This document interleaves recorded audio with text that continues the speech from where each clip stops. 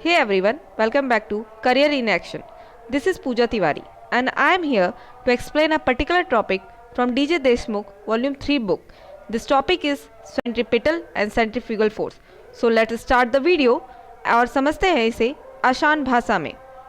Centrifugal force is a frictious force. It is not an interaction between two objects and therefore not a real force.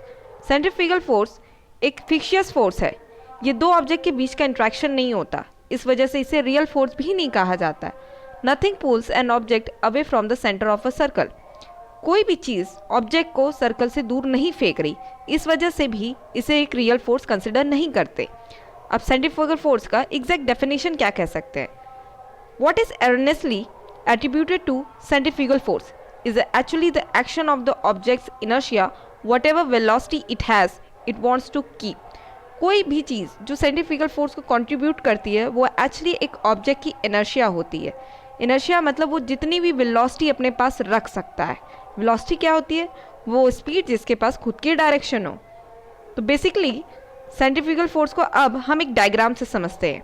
जैसा कि आप देख सकते हैं, ये रेड ऑब्जेक्ट जो दिख रहा है, the red object will make the turn only if there is enough friction on it, otherwise it goes straight. The apparent outward force is called centrifugal force. जो रेड ऑब्जेक्ट है वो तभी turn बना सकता है जब उसके पास इतना फ्रिक्शन हो कि वो टर्न बना ले. अगर वो टर्न करने के लिए फ्रिक्शन उसके पास नहीं होगी तो वो स्ट्रेट जाएगा. इसी फ्रिक्शन की वजह से जो टर्निंग आती है उसे सेंट्रीफ्यूगल फोर्स कहते हैं. और ये एक रियल फोर्स नहीं होती. An object will not move in a circle until something makes it. Obvious है, कोई भी तब तक नहीं गिरेगा जब तक उसे गिराया ना जाए. उसी वजह से देखा जाए कि ऑब्जेक्ट तब तक मूव नहीं करेगा सर्कल में जब तक उसे कोई मूव ना करवाए. अब सेंट्रीफ्यूगल फोर्स को दूसरे तरीके से भी देखा जाए, just like we have an inward seeking force with circular motion, we can also have an outward seeking motion. This outward seeking motion is called centrifugal force. जैसे कि इस पिक्चर में आप देख सकते हैं, कोई भी चीज़ को खींचने की क्षमता इनवर्ड जो होती है सर्कुलर मोशन में, उसी तरह उसे बाहर धक्का देने की भी क्षमता होती है. इसी को बाहर देने वाली चीज़ को जो बाहर की डायरेक्शन में जा रही है उसे सेंट्रीफ्यूगल फोर्स कहते हैं. Centrifugal force can be seen if we tie a string to the bucket and fill the bucket with water. The force holding the water in the bucket and keeping it from falling out is centrifugal force. जैसे कि example के तौर पे अगर आप एक bucket को रस्सी से बांध दें और उसमें पानी भर दें, तो जो फोर्स पानी को उस बकेट में रोके हुए है और उसे गिरने से रोक रहा है वो सेंट्रीफ्यूगल फोर्स होती है. Centrifugal force is measured the same way we measured centripetal force. The only difference is the fact our direction is outward not inward. Centrifugal force का ही एक भाई होता है सेंट्रीपिटल फोर्स. सिर्फ डिफरेंस आ जाता है इस वजह से कि सेंट्रीफ्यूगल फोर्स का डायरेक्शन दूसरी तरफ होता है, सेंट्रीपिटल फोर्स का डायरेक्शन दूसरी तरफ होता है. अब हम सेंट्रीपिटल फोर्स की बात करते हैं. It is a net force acting towards the centre.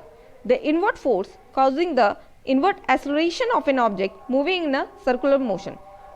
Centripetal force, जैसा कि मैंने बताया पहले भी कि सेंट्रीफ्यूगल फोर्स बाहर की तरफ लगता है सर्कल के, उस तरह जो फोर्स अंदर की तरफ लगे उसे सेंट्रीपिटल फोर्स बोलते हैं.